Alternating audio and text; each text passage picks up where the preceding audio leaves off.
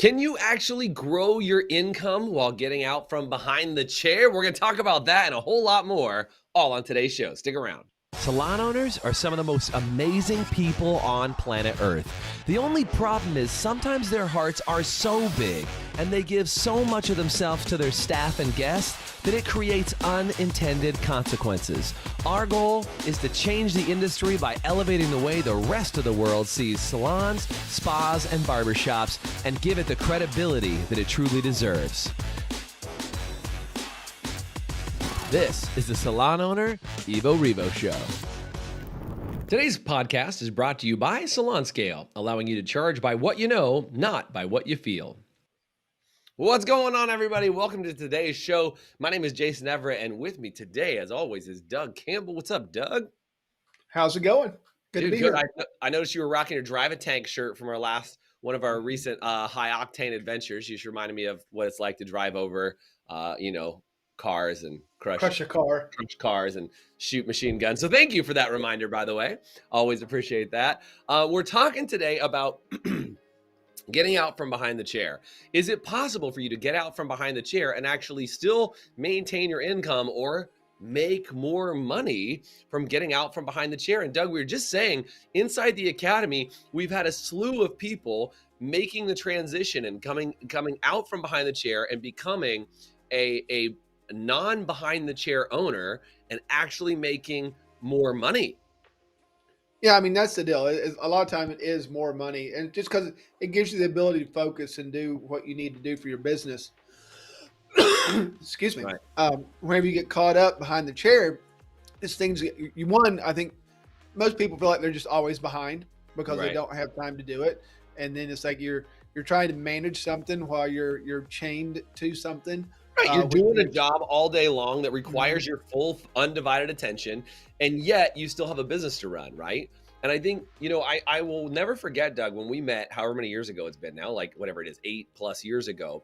I remember Alice, your wife, and a lot of you guys know Alice. Do me a favor and say Alice in the chat if you know Alice. But I remember Alice was like, no way will I ever get out from behind the chair. And I think this is a really important thing for us to talk about because so many people have Alice's same thought, because Alice loves being behind the chair.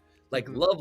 Like I heard you tell the stories, Doug, about people saying like, if you ever move or stop working, I don't know what I'll do. Like people fly in from other cities to come see her. And like I think that there's a lot of salon owners that have the same type of, relationship with their guests. They're the best person in the salon. They're an artist inside their brand. They're an incredible stylist. And what do you think are some of the fears that those stylists that are stuck behind the chair? And by the way, if you're a behind the chair owner, say behind the chair, say BTC in the chat. If you're a behind the chair owner, Doug, what do you think are some of the fears and the concerns about behind the chair owners if they were to make that transition? Well, I think they feel like the business would drop off because the quality wouldn't be if they're not there. Yep. And I mean, I don't think it's like it's not a conscious thing. I think it's more one of those things that builds up over time. It's like, if I don't do it, but then I think the important thing is when people get the mindset and they understand, it's like, well, my job really is to grow people to be better than I am. So I have multiple people better than I am working in this and serving this community. Yeah. So like when those light bulbs start to come on, but I think some of it is one. So you kind of get caught. One thing feeds the other. I'm so busy behind chair, I really don't have time to train other people up and give them the attention they need to be better than me. So therefore I can't do it. So, I mean, it's one of you just got to, and I think it's one of the great things with our group, or, that everybody's in our consulting group, is that, that community of support where other people say, yeah, you can do this. And it's one of the best decisions I ever made. And, if you love doing hair and you still want to do a day or two behind the chair and that's just your escape time, there's nothing wrong with that, because then you've got the rest of the time to actually work on your business and grow the people around you. I think that's the thing. People get caught up so much behind the chair, and they have assistants and associates, but they're still not giving them the time that they need to really make them exceptional. Totally. That's one thing for Alice when she started rolling out. I think she was really surprised how excited the staff was that they had so much more access to her. Yes. And, I mean, because all their careers have gone up exponentially because she has a whole lot more time. Yeah, she spend time with them one-on-one and really get into some good stuff. instead of it's just a drive-by thing. I mean, because she's got one of the best. It sounds funny to say hairbrains, but she's got one of the best. I mean, like when it comes to color, I mean, it's like a computer in there that just. Yeah. But when that computer's tied up with a client all the time, it's hard for the rest of the team to access it. But now the rest of the team got access to it, and they're learning how to see and feel and instinctively be able to understand cutting and coloring to that level. So I think this is an important subject because I think that one of the biggest mistakes that any salon consulting or just other group can tell you is kind of one size fits all advice, Doug. We've talked about this a lot. Is it so often people hear advice like, well, get out from behind the chair. Can I tell you, if you're watching or listening to this right now, it might not be your time to get out from behind the chair, or you might be overdue to get out from behind the chair, or it might be exactly the right time. So can we talk about that transitional time? Because I think this is really important.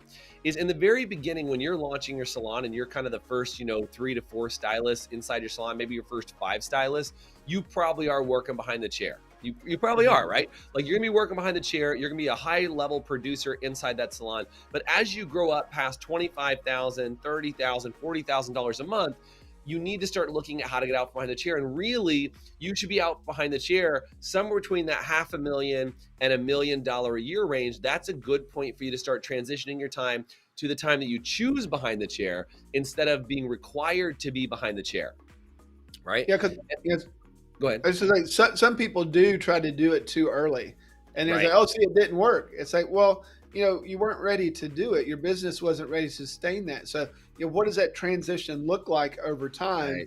Your point, where are you right now? And my biggest thing is, do you have a plan to do it? Because this is what happens. Yeah. People generally top out around $1 million a year if the owner is still full-time behind the chair. That's right. We see it all the time. Right. They struggle. They keep hitting this limit. And they're like, I don't know why. I can't get past this point. I don't know what it is. Because they're operating as an employee still instead of moving into management and leadership. They're doing management and leadership is their part-time gig on the side, which is a problem if you're trying to grow a multi-million-dollar salon. And that's the result that they're getting, is that they're getting a part-time. It's like, so that's pretty much that ceiling. Not exactly. Don't take me literally. It could be plus or minus. In that range of when you're hitting $1 million, if the owner is still behind the chair full time, I mean, I've seen people get to 1.5s up, but I mean, it really starts to cap out, and you're working a cajillion hours. Even if you're 4 days behind the chair, you're still working, and you always have that feeling of being behind. And and I think it's just instinct. Artists that are like that, I mean, that's how they built their business, is off of their back. Right. That's what they stay there. Right. It's what their identity is that I can rock it. I mean, I can, 2 in the chair and 1 at the bowl, and let's go. There's a lot of identity, and they can do it, and they can generate crazy numbers. But in order to really grow as a bit and give other people opportunity to grow, you've got to have that transition. And that's the thing that we're talking about. It's like, that's where the money really starts to change. It's not money that you're getting for what you're doing, because in the beginning you are. It's like, well, we need to make sure we get this. So I'm going to do more behind the chair. And at one point in your business that made sense, but you have to transition out of that to be able to make more money. That's not to be able to go on vacation, leave for 2 weeks, and your salon's making more money than when you left. That's the ticket. We talked about this a couple episodes ago. I was trying to look back and see how far back it was. I mean, in the 5-10 episodes ago, we were talking about different types of pay, right? We were talking about profit and how do you make money, because you have your behind the chair income, you have your manager income, you have your owner profit, and then you have your real estate income that if you purchase a real estate for your building, you can also make on the salon. And I just casually mentioning that because I think that if you set yourself up wrong, where you're just taking 100% of the income from behind the chair, this is the danger, because you're paying yourself incorrectly. You've got to separate your pay so that you can make sure you're making your behind the chair income, your manager income, your profit income, so you can appropriately make this transition. Because if you're reliant on all your money behind the chair to really make your salon owner income, you will get stuck behind the chair forever, because you'll never transition out. And if you need help with that, like, call somebody like us and say, hey, I want to get some support on this, and figure out how to adjust it. I mean, we had somebody inside our academy just, I think it was maybe 2 weeks ago, Celine Dupuis, who celebrated, like, I'm finally out from behind the chair. She's been doing hair for years and years and years, and was like, hey, it's my last day ever behind the chair. And it's one of the best things ever that she's done, because, I read this quote a long time ago, Doug. The only thing better than being a champion is creating champions.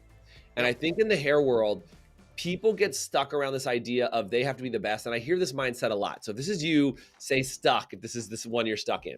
They go, Jason, I have to show my team what it's like to be a great hairstylist. They're constantly being the example to follow instead of the leader to follow. Think about this. And I'm not big on sports analogies. I'm like, that's not really my jam, okay? But like, if you think about this, if the coach is constantly trying to be the quarterback on the team, right, it's not going to work. Like, the coach is not the best player on the team. The quarterback is the quarterback. The coach is designed to give the team feedback. You need to transition from being the best player on the field. And again, if you watch any sport, the best player on the field to the best coach on the sidelines. And it's a weird transition when you've been the celebrity, you've been the one that's touted after and praised over, like, wow, look at what a high performer this person is. And they do more billing than anybody else. Like, we have some people inside the academy that we know are they outbill their next nearest person by almost double, right? Mm-hmm. They're double the next nearest person. And they're like, well, I could never get out from behind the chair because I love my clients. I make the most money for the salon. I could never do that. And they're now starting to see, and I think, Doug, you mentioned it, the power of our community is like they start to see people transition out from behind the chair and they're like, wait, this is possible? Like, and the whole thing won't blow up, explode, and implode. And you're getting actually days off sometimes. I'm sorry, what's a day off again? Because they're running their business full time. They're behind the chair full time with 18 assistants trying to make it happen. To your point, 2 chairs, a bowl, and they're making it work. And then they're answering calls from marketing people on Tuesdays. Like, they're trying to make it happen. So guys, I want you to hear, and hopefully this is helping. If it's helping, do me a favor and type in helping in the chat. But when we come back, what I want to talk about is what do you do to actually make that transition? At what point should you make it? We'll talk more about those trigger points. And then we'll also talk to what are the steps you need to put in place before you just say, hey, staff, I'm not going to be behind the chair anymore. There's some appropriate steps. We're going to tell you all after this short break. We'll be right back. Hey, HPSA listeners, let me ask you this. Are you tired of not knowing what your hair color is costing you on every appointment and watching it chew up your profit? Well, with Salon Scale, we take the guesswork out for you. Using a mobile app paired with a Bluetooth scale, Salon Scale will tell you exactly what your color is costing you on every bowl mix down to the gram. As you mix, Salon Scale will also digitally store your formulas and track how much product is being used in real time, so you can manage your inventory, cover your expenses, and generate more profit in your salon. Use promo code HPSA10 to get 10% off an annual subscription. Salon Scale, the new standard for mixing color.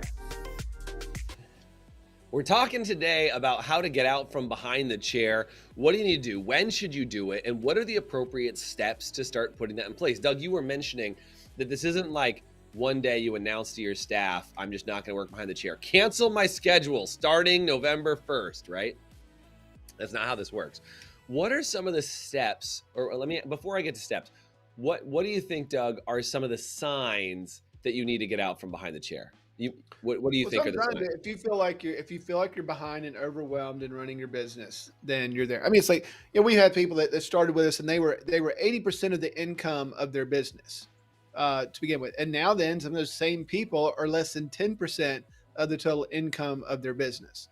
And so that's the transition that you want to head towards. It's like, get a plan as you're growing. What are your trigger points? When we get to this much revenue a month, then I'm cutting my schedule back to 3 days a week. When we get to this much revenue a month, then I'm cutting my schedule back to 2.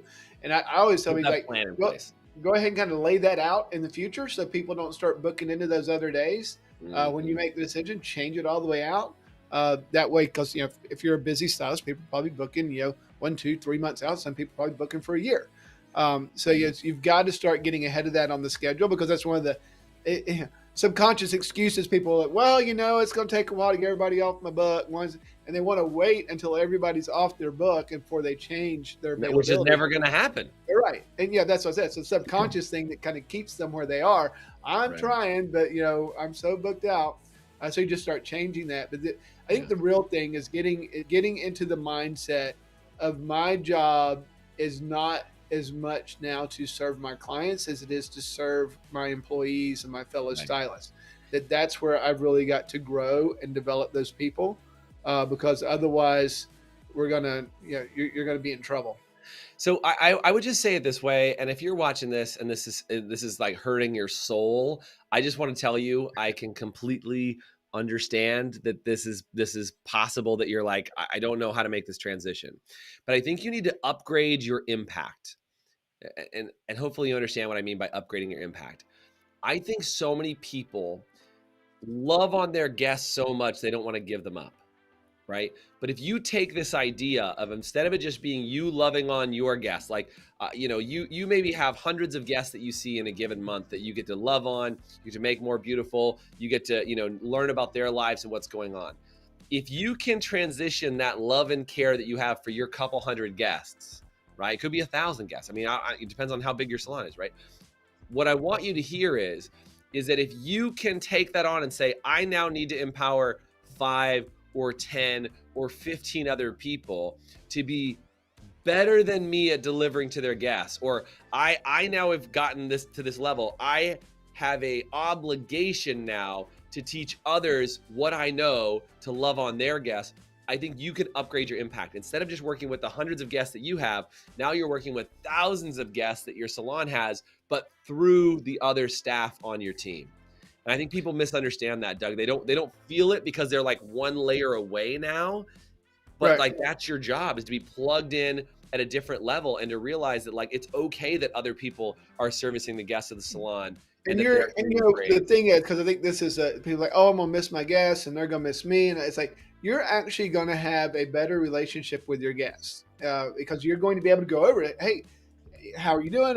You can talk and not have to be doing their hair, so you still can have that relationship Hey, with whoever they're seeing inside the salon. You just go around, and it's so funny because as people do it, they don't believe it at first. It's like, I actually do have a better relationship because I can be focused on the actual conversation instead of, because it is, whenever you get to that thing, the part of your transition is you're going into more relationships. So right. relationships with staff, relationships with clients, and you're actually going to build bigger bonds with other people's clients, which is super Mhm. important. Yeah. That right now they just kind of know who you are because they see you super busy at your station and they would recognize you, but you don't really know them. So now then you had the chance to go by, build a relationship with them. So you're actually getting to know more people, and more people are understanding because no one's going to talk about what the business is about and what we want to do better than the owner. But if the Yeah. owner's chained to a chair and can't get around and talk to people, I mean, like even the spa area, stuff like that, it just makes a big difference Right. when they can get out. And so one of the fears of losing that relationship and losing that connection is like, that's not going to happen. You'll get a deeper relationship with Yep. more people. You'll have a better bead on how your salon works. And again, if you're creating VIP nights and you're active in the community, you really get to become a leader instead of somebody who just does hair behind the chair. And again, it's not, I hope you hear this. And I think people get so hung up in it, is they've decided that that's the way they want to serve and they will do it forever. The only problem is you cannot make the impact on the people in your town, in your community, in your city, until you get out from behind the chair. That will be what is the level that will get you there. And Doug, I love what you said about kind of like stepping it up slowly and like saying, when I hit this, then I'm going to do that. So when I hit this, then I'm going to back it off. And again, you might say, you know what? I never want to lose more than 2 days behind. Like 2 days behind the chair is a base limit that I just, because I love it. That's what I want to be doing.